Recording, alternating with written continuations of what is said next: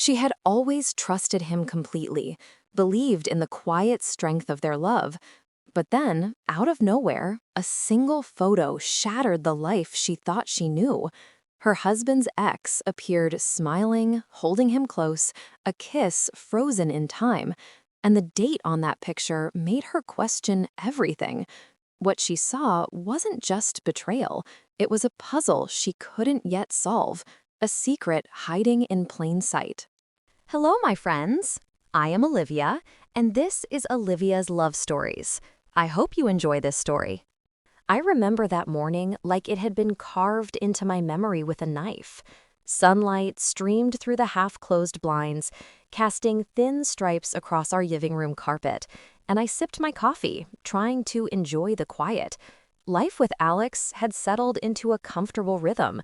Some might call it mundane, but I loved the predictability.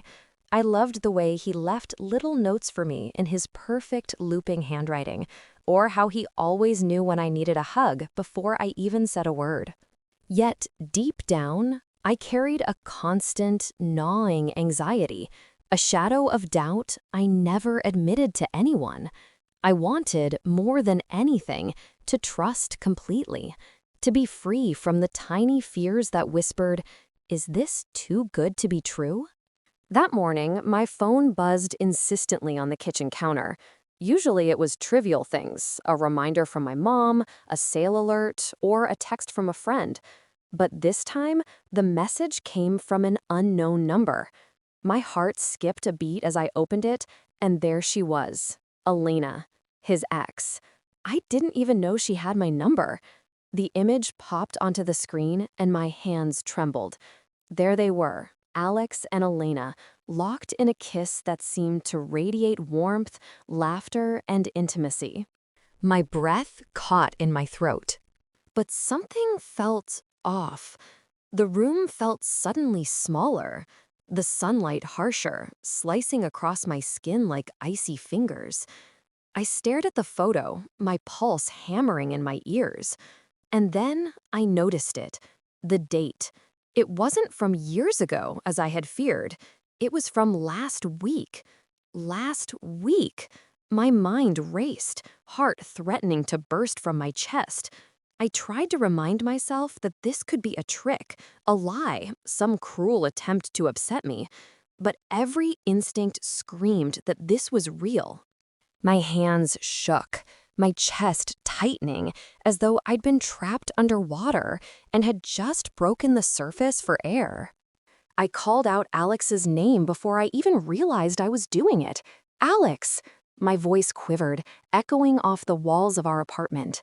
There was no answer, just the faint hum of the refrigerator and the distant honk of traffic outside. And then another message arrived, a single line of text from Elena. "Thought you'd like to see this." The coffee slipped from my hand, shattering on the floor, steam curling upward as if mocking my unraveling composure. I sank to my knees, staring at the photograph again, trying to make sense of it. And then I noticed something in the background, something that made my stomach twist tighter than ever. A small detail, almost invisible, but unmistakable. The small detail in the photo made my stomach drop like a stone in deep water. Behind them, on the wall of what looked like a cozy cafe, hung a calendar. The month was unmistakable, and the date, it matched exactly last Thursday. My hands went icy as I realized this wasn't some old memory. This had happened while Alex was supposedly working late. My mind spun, trying to find some explanation that wouldn't crush me entirely. Maybe it's a fake? Maybe she doctored it? I whispered to myself, trying to breathe, but the evidence stared back at me, silent and accusing. I grabbed my phone, scrolling frantically through my call logs and messages from the past week. Every time Alex had told me he was stuck at work, I had believed him. Every "I'll be home late, love" had been taken at face value. And now, doubt gnawed at every corner of my mind. I felt like I was standing on a cliff, peering into a dark abyss, my heart pounding so loud it could wake the neighbors. The apartment felt suffocating. I could hear the ticking of the wall clock, each second dragging out the panic that clawed at my chest. I remembered the way Alex had kissed me goodbye on Thursday morning, the warmth of his lips, the gentle squeeze of his hand. Was that all a lie? Or had there been some misunderstanding that I just couldn't see yet? My eyes flicked to our bedroom doorway, half expecting him to appear, to explain, to hold me and tell me that nothing was as terrible as I feared. But the hallway remained empty, silent. A notification pinged again, another message from Elena, but this time just a single image, a small trinket I recognized instantly, a keychain Alex had given me last Christmas. It was in the background of their photo. My chest tightened so hard it hurt to inhale. This wasn't just some random cafe snapshot. It was something personal. How did she even get this?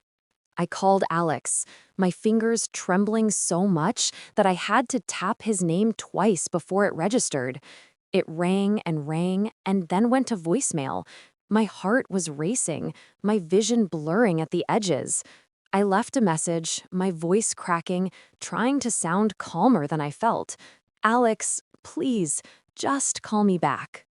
Minutes passed like hours, and then I heard the front door click. My heart leapt, hoping for an explanation, some proof that everything wasn't falling apart. But the sight that met me as I turned the corner in the hallway made my knees weaken.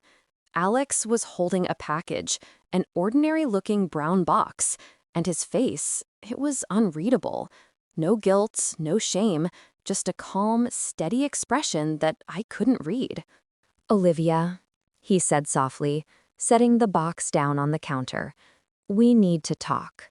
I wanted to scream, to demand answers, to throw every accusation at him. But something in the way he looked at me made me pause. That pause was all he needed. I didn't realize I was holding the photo in my hand until I finally shoved it toward him.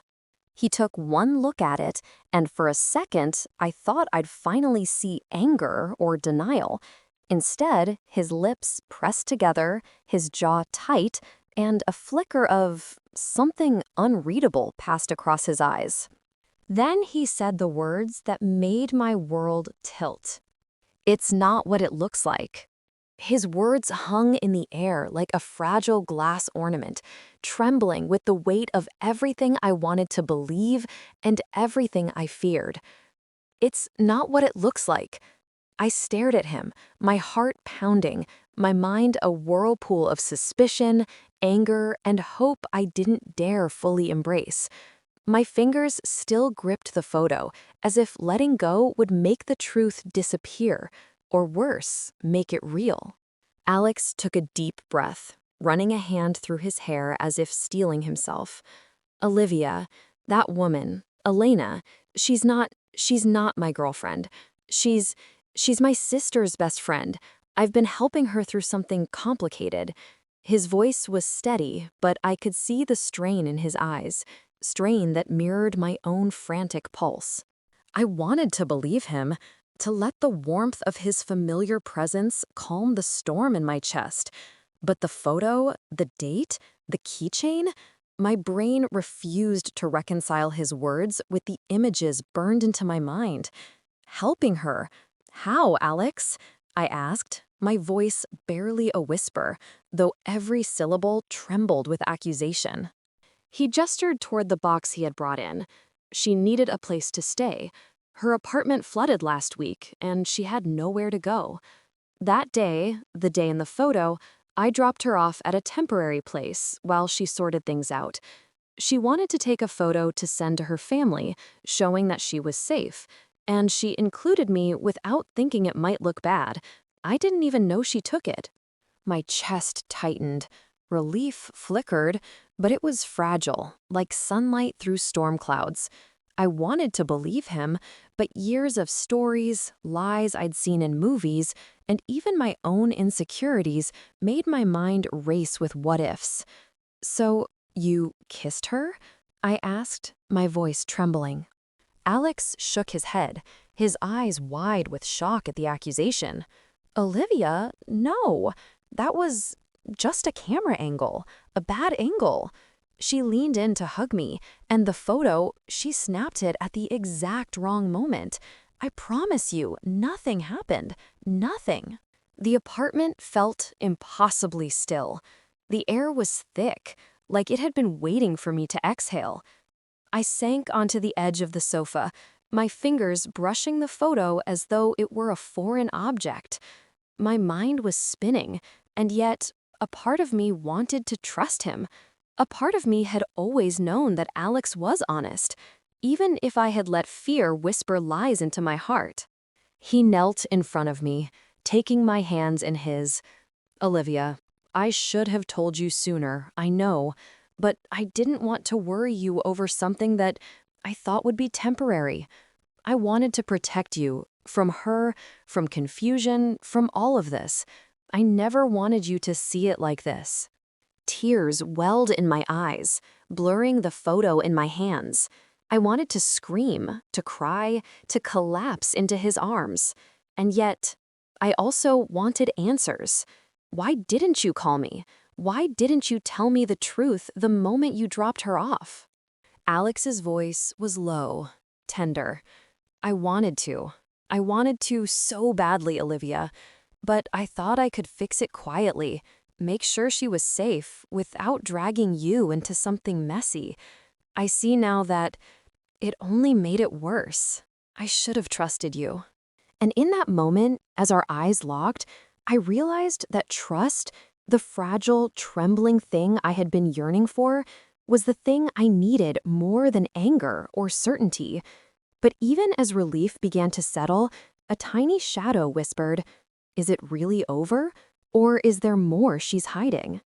The weight in my chest slowly began to ease, though my hands still trembled slightly as I folded the photo and set it on the coffee table. Alex stayed on his knees in front of me, his gaze steady and patient, as if he could somehow absorb my doubt through sheer presence. The apartment was quiet, but not the suffocating quiet from before. This was the calm that comes after a storm, tentative but real. I finally let out a shaky breath, the tension in my shoulders loosening just a fraction. "I want to believe you, Alex," I whispered, my voice fragile. "I want to, but after seeing that photo, I just—" My words broke off. I couldn't find the right way to articulate the mixture of fear and relief and lingering mistrust that tangled inside me. He reached out and took my hands again, this time with gentleness, not urgency. "I know, Olivia, and I don't blame you for feeling this way. I'd probably feel the same if the roles were reversed. But you have to know, everything I've ever done, everything I've ever felt for you, it's real. You're the only one I've ever loved like this." For a moment, I let myself look at him. The way the morning sunlight caught in his hair, the small crease at the corner of his eye when he tried to smile, the way his hands held mine as if he never wanted to let go. I remembered all the little things I had loved about him, all the quiet moments that had made me feel safe, cherished, and seen. And slowly, like a tide pulling back after a wave, my doubt began to recede. "I should have trusted you," I said, finally. The words barely more than a breath. I let my fears get the better of me. Alex's expression softened, relief flickering across his face. "We all do, Olivia. It's human. But now you know the truth, and I'll never let a misunderstanding come between us again." I nodded, my throat tight, tears spilling over despite my best efforts. I wanted to laugh, to cry, to scream with relief, all at once. I just hate that it had to come this way, that I had to see her photo to realize I almost lost you to something that never even existed. He pulled me into his arms, holding me as if the world outside didn't matter. I could feel the steady beat of his heart against mine, the warmth of his embrace seeping into every corner of my body, melting the last traces of fear. And in that moment, I realized something profound. Trust wasn't just about believing someone blindly. It was about letting go of doubt, opening your heart fully, and allowing love to be the guide. Later, as we sat together on the sofa, the photo discarded safely in the drawer, I found myself laughing softly at the absurdity of it all. The panic, the heartbreak, the sleepless night, it had all led to this: clarity, understanding, and a renewed sense of intimacy I hadn't known I was capable of. Alex took my hand, giving it a gentle squeeze. "Promise me something," he said quietly. "Anything." "Promise me we'll always talk, even if it's hard, even if it scares us. No more secrets, no matter how small." I smiled, feeling the weight of every worry lift. "I promise." And in that moment, I knew we weren't just surviving the misunderstanding. We were stronger because of it, and our love, tested and true, had emerged unbroken.